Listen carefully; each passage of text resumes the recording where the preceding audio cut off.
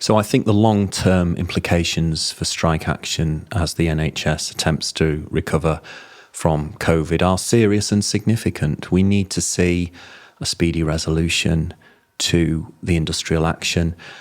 The consequences for the NHS, if it continues indefinitely, are serious, particularly in terms of the challenges that we're already facing in the urgent care pathway, with the issues with ambulance attendances, handovers, crowded EDs, and also, of course, the concomitant social care challenge.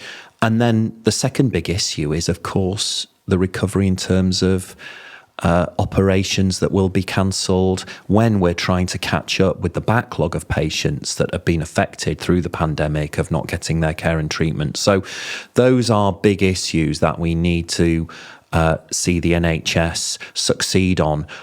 And the NHS will be seriously hampered if industrial action continues in the way that it is happening right now.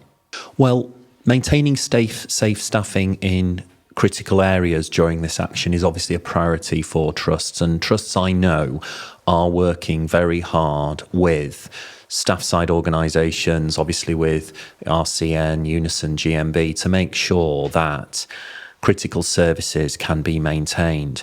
But of course, that is challenging, and it takes a lot of leadership, management, staff time to mitigate and manage those contingencies, which of course means we're not attending to the medium-term recovery that we all need to see happen. So everyone right now is preoccupied with the immediate operational challenges that industrial action obviously creates.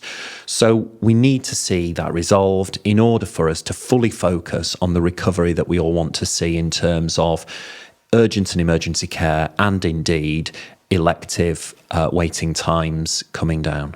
Do I think that the strike action will escalate, and is there a way out? Well, I would say on that question that we obviously need to have a process of negotiation.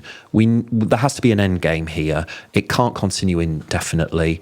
And if it does, there'd be serious consequences for the NHS and indeed more broadly for social care too. So we need to see this hopefully brought to a resolution quickly so that we can focus on the things that we all want to focus on in terms of attending to patients' needs, both in urgent and emergency care improvement and, of course, on elective recovery.